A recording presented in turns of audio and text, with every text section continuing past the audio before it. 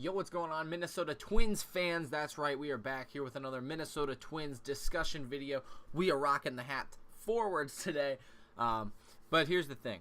We're going to be talking about Byron Buxton today and his impact, what he's done so far this year, and what I have expectations for him. And I tell you, I was not planning on making this video whatsoever. I did not think Buxton would even be close to the radar this year.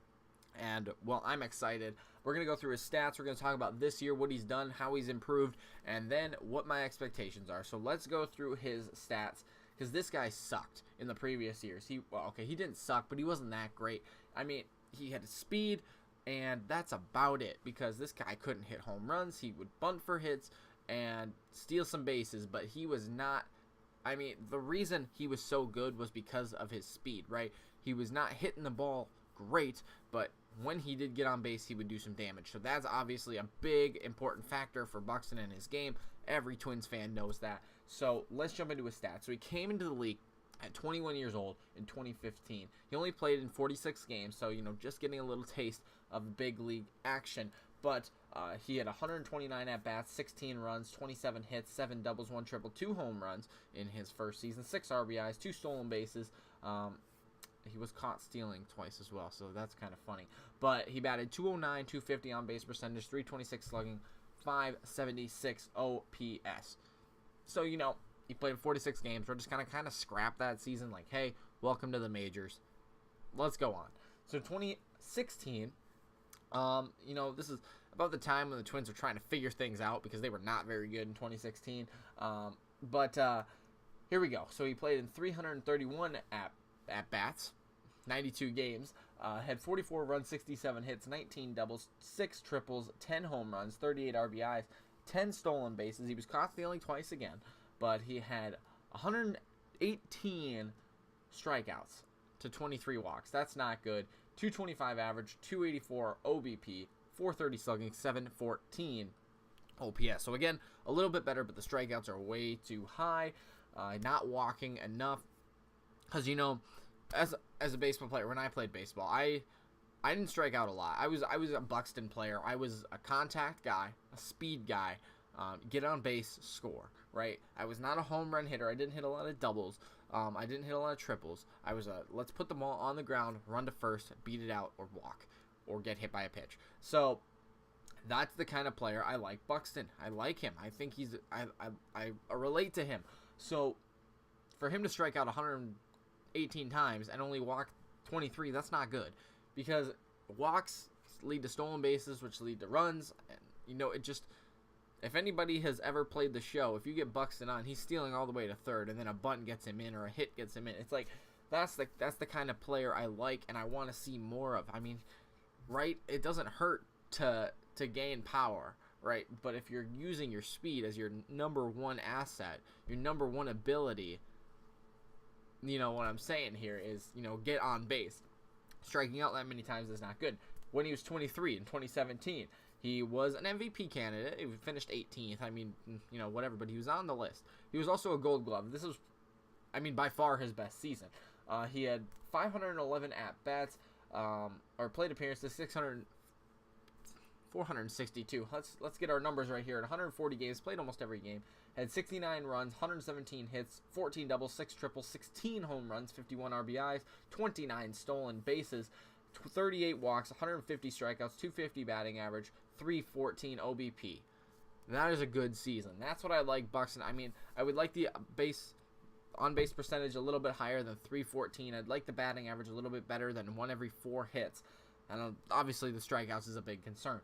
But 38 walks, you're getting a little bit better. So, right, you're striking out a little bit more time. But, in 50 more games, he's walking a little bit more. I guess that's a positive. I want us to keep going up.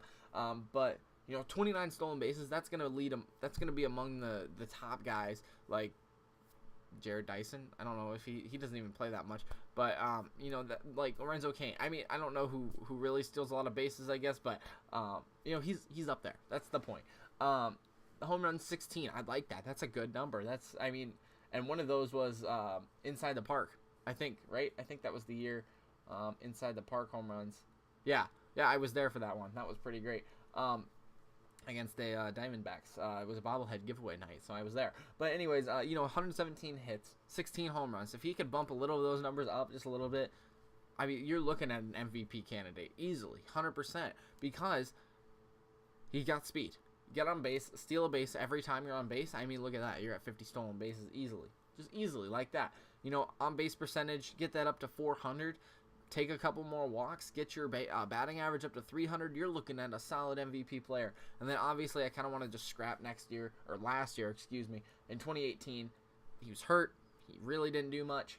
He had 94 plate appearances, 90 at-bats, 28 games played, 8 runs, 14 hits, 4 doubles, no home runs, no triples, 4 RBIs, 5 stolen bases. Hey, he wasn't caught, but he only had 5 stolen bases, 3 walks, 28 strikeouts, 156 batting average, 183 OBP. So obviously we know he struggled. He struggled a lot. He struggled really bad.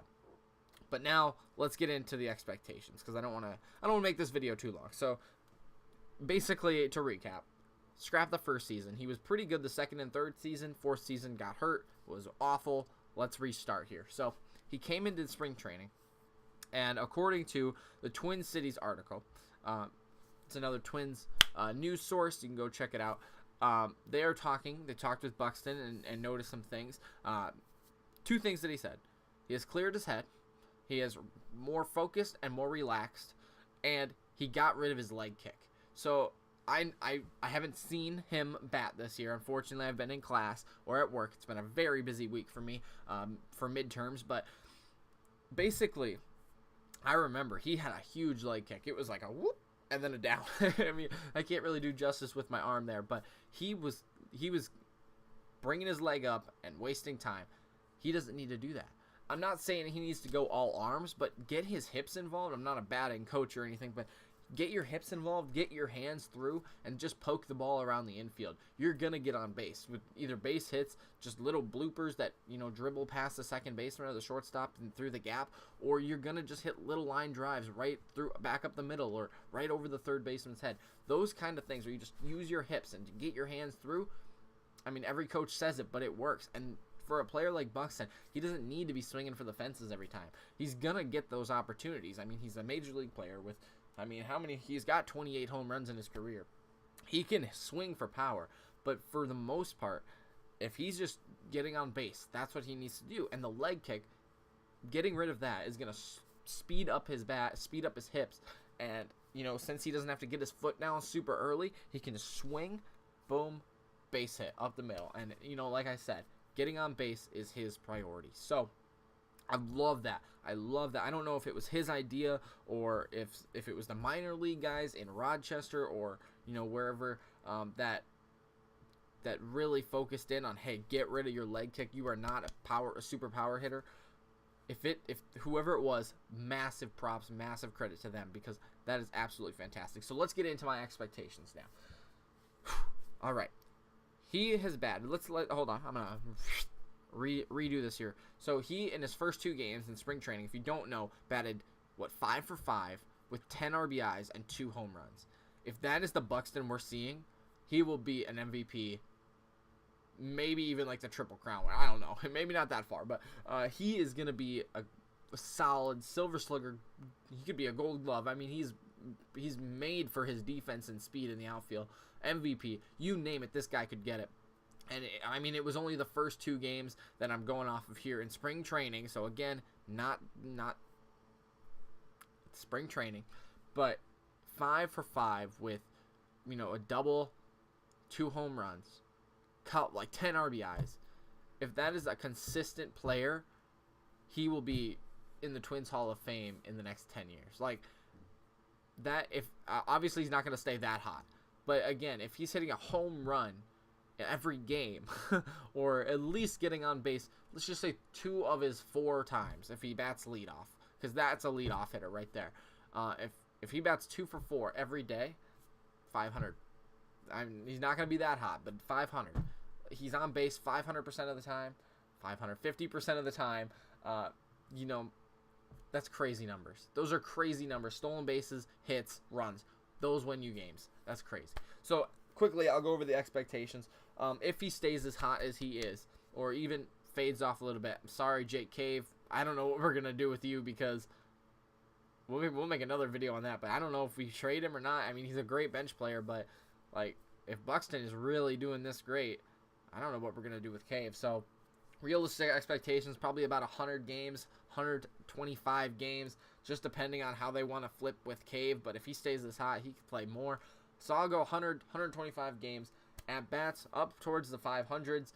Again, you know, especially if he's the leadoff hitter, 450 to 500 at bats. I want to see 100 runs. I don't think that's too much to ask, honestly. If he is staying improved, 100 runs is not going to be far from him. 100 runs, 150 hits. Okay, maybe that's a little bit too much. We'll go 75 runs, 100 hits. Let's go 20 doubles, 10 triples, and 20 home runs. I think that's reasonable. I don't know, maybe it's a little bit too high, but again, from the couple games I've seen him in spring training and how he really thinks he's improved, I mean, I believe, I'll make another video on that. I believe him over Miguel Sano here, but he's shown it. So 20 home runs, 20 doubles, 10 triples, 50 RBIs to 75 RBIs. I mean, I'm not really concerned about him being a leadoff hitter getting RBIs. I want to see 30 stolen bases. I want to see 100 strikeouts or less. Hopefully, that's a goal that he can hit. Batting average, I want to see 300. And then OBP, I want to see at least 400. Those are really high expectations, and I'm not going to rip on myself if, you know, hey, you know, he doesn't pan out as well as I want him to, but I think he needs to hold himself to those high expectations. I think they're doable, especially if he is really, you know, focused and improved, as well as, you know, I don't think he should beat himself up if he doesn't hit those numbers. He's recovering from the injury. He's recovering from being good. It's kind of a stepping stone. Next season is going to be, you know, hopefully the big one for him as he, you know, hits his prime here. The next couple of years are going to be his prime. So, you know, definitely I could see, you know, those expectations. So I hope that video clears it up. It's kind of a long video again, but I hope you guys stayed till the end. If you're still here, let me know by saying Buxton Beast down in the comments below. Hashtag Buxton Beast, and we will see how he does this season. But I got great hopes for him. Great hopes. I guess that's really all I can say. I hope he does well, and if he continues to be as hot as he is, he's going to be a great player this year, next year, and for years to come. So that's all I got for you today. Make sure to hit that like button. Make sure to subscribe for more Daily Twins content, Daily Twins news, and I will see you back here tomorrow for another one. Peace out, guys.